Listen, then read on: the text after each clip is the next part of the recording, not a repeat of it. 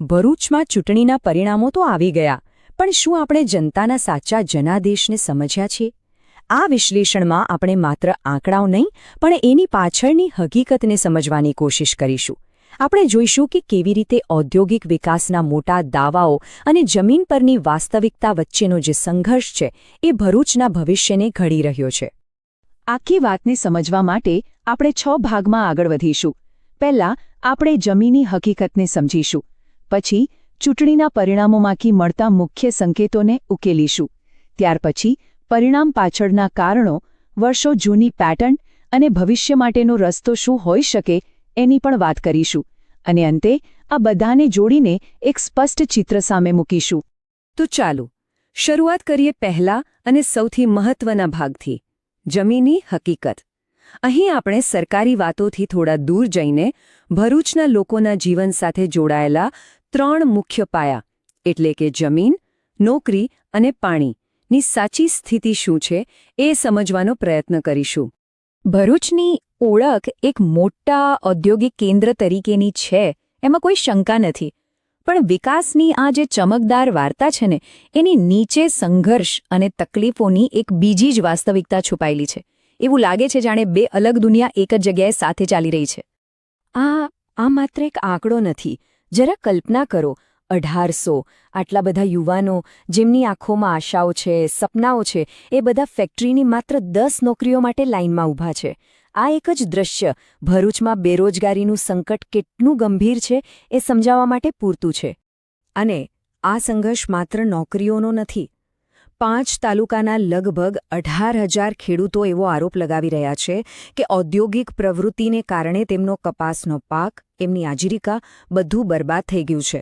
તેઓ કોઈ દાન નથી માગી રહ્યા, તેઓ જવાબદારી માગી રહ્યા છે.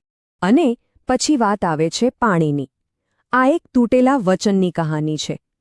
પડારિયા જેવા ગામડાઓને એક સ્થાનિક પ્લાન્ટમાંથી પાણી આપવાનું વચન મળ્યું હતું, પણ એ વચન પાઇપલાઇનની જેમ જ સુકાઈ ગયું. અને હવે જે પાણી એક મૂળભૂત જરૂરિયાત છે એ જ એક નવા સંઘર્ષનું કારણ બની ગયું છે. તો સવાલ એ છે કે જમીન પરનો આ સંઘર્ષ, આ તૂટેલા વચનો, આ નિરાશા ચૂંટણીના આંકડાઓમાં ક્યાં દેખાય છે? ચાલો હવે આપણે પરિણામોમાંથી મળતા મુખ્ય સંકેતોને સમજવાનો પ્રયત્ન કરીએ. અને જુઓ, પહેલો અને સૌથી ચિંતાજનક સંકેત, લોકોની ચૂપકીદી. 2012માં જ્યાં લગભગ 72% લોકો મત આપવા માટે બહાર નીકળ્યા હતા, એ આંકડો 2022માં ઘટીને માત્ર 58% થઈ ગયો. 10 વર્ષમાં આટલો મોટો ઘટાડો? આ માત્ર આંકડા નથી, આ લોકશાહી પ્રણાલીમાંથી લોકોનો ઉત્સાહ ઓછો થઈ રહ્યો છે એનો સંકેત છે. બીજો સંકેત આપણને વોટ શેરમાં જોવા મળે છે. ભાજપની જીત લગભગ 64,500 મતોના મોટા અંતરથી થઈ, પણ આ જીતની સાથે સાથે એ પણ દેખાય છે કે વિપક્ષના મતો કેવી રીતે વહેંચાઈ ગયા. આમ આદમી પાર્ટીના આવવાથી વિપક્ષી મતોનું વિભાજન થયું. જો કે કોંગ્રેસ અને આપના મતો ભેગા કરીએ તો પણ પરિણામ બદલાત નહીં, પણ આ સ્પષ્ટપણે બતાવે છે કે વિપક્ષમાં એકતાના અભાવે સત્તાધારી પક્ષનો રસ્તો ઘણો સરળ બનાવી દીધો. અને ત્રીજો સંકેત ભરૂચના સામાજિક ગણિતમાં છે. અહીં ઓબીસી સમાજ સૌથી મોટો છે અને લગભગ 38% જેટલી વસ્તી મુસ્લિમ સમુદાયની છે. ઇતિહાસ જોઈએ તો કોંગ્રેસની તાકાતનું મુખ્ય કારણ આ બંને સમુદાયોનું ગઠબંધન હતું, પણ આજે એ ગઠબંધન દબાણ હેઠળ છે. અહીં સફળ થવા માટે બધા સમુદાયો વચ્ચે વિશ્વાસનો પુલ ફરીથી બનાવવો ખૂબ જ જરૂરી છે. આંકડાઓ તો વાર્તાનો માત્ર એક હિસ્સો છે. પરિણામ કેમ આવ્યું એ સમજવા માટે એની પાછળ કામ કરતી સિસ્ટમ અને લોકોના મગજમાં બેસી ગયેલી વાર્તાઓને સમજવી પણ એટલી જ જરૂરી છે. તો ચાલો આ પરિણામનું આપણે થોડું ઊંડાણપૂર્વક વિશ્લેષણ કરીએ. આ લડાઈને તમે 2 મશીનરી વચ્ચેની ટક્કર તરીકે જોઈ શકો છો. એક તરફ 3 દાયકાની મહેનતથી બનેલું ભાજપનું શિસ્તબદ્ધ અને વફાદાર સંગઠન હતું, અને બીજી તરફ આંતરિક જૂથબંધી અને નબળાઈથી જજુમી રહેલું કોંગ્રેસનું સંગઠન, જેના ઉમેદવારની પણ લોકોમાં ખાસ ઓળખ નહોતી. તો આ માત્ર 2 પક્ષોની નહીં, પણ એક મજબૂત સિસ્ટમ અને એક નબળી સિસ્ટમ વચ્ચેની લડાઈ હતી. અને અહીં માત્ર સંગઠનની જ નહીં, પણ વાર્તાઓની પણ લડાઈ હતી. ગુજરાત મોડેલની એક ખૂબ જ શક્તિશાળી અને રાષ્ટ્રીય કક્ષાની વાર્તા સામે વિપક્ષ માટે સૌથી મોટો પડકાર એ હતો કે તે નોકરી, પાકનું નુકસાન અને પાણીની અછત જેવી સ્થાનિક સમસ્યાઓને શાસનની નિષ્ફળતાની એક મોટી અને સુસંગત વાર્તા સાથે જોડી શકે. અને જુઓ, આપણી લોકશાહીનો પાયો શું છે? એ માત્ર મત આપવાનો અધિકાર નથી. એ ગૌરવ સાથે અને પુરાવાઓ સાથે પોતાની વાત મૂકવાની જવાબદારી પણ છે. જ્યારે લોકો હકીકત અને તથ્યોના આધારે વાત કરે છે, ત્યારે જ એક સ્વસ્થ જાહેર ચર્ચાનું નિર્માણ થાય છે અને એમાંથી જ શાસનની જવાબદારી નક્કી થાય છે. કોઈપણ પરિસ્થિતિ રાતોરાત નથી બનતી. એના મૂળ ભૂતકાળવા હોય છે. તો ચાલો હવે થોડા પાછળ જઈએ અને છેલ્લા 3 દાયકાની ઐતિહાસિક પેટર્નને સમજીએ, જેથી આપણને ખબર પડે કે આજની સ્થિતિ ક્યાંથી અને કેવી રીતે બની. આ આંકડાઓ 2012 પછી આવેલા રાજકીય પરિવર્તનની આખી વાર્તા કહી દે છે. 2017માં કોંગ્રેસે થોડું કમબેક કર્યું હતું, પણ 2022માં તો જાણે રાજકીય ભેખડ ધસી પડી.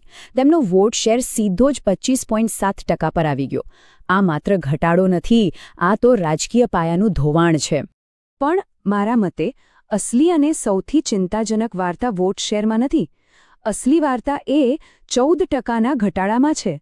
એ 14% લોકો જેઓ મત આપવા માટે ઘરની બહાર જ નથી નીકળ્યા. આ આંકડો રાજકીય વ્યવસ્થામાંથી લોકોના ઘટતા વિશ્વાસનો સૌથી મોટો અને સ્પષ્ટ પુરાવો છે. તો આ બધી વાતો પછી સવાલ એ થાય કે આગળનો રસ્તો શું? શું લોકો સાથે તૂટી ગયેલા જોડાણને ફરીથી સ્થાપિત કરી શકાય છે? ચાલો હવે આપણે એક એવી વ્યૂહાત્મક બ્લુપ્રિન્ટ પર નજર કરીએ જે આ દિશામાં કામ આવી શકે. આ પડકારને પહોંચી વળવા માટે એક ચતુર્મુખ એટલે કે 4 ચહેરાવાળી વ્યૂહરચનાની જરૂર છે. પહેલું, એવું નેતૃત્વ જે ભવિષ્યની મોટી દૃષ્ટિને સ્થાનિક ઇતિહાસ સાથે જોડી શકે. બીજું, ડેટાના આધારે દરેક સમુદાય સુધી પહોંચીને સામાજિક ગઠબંધન ફરીથી બનાવવું.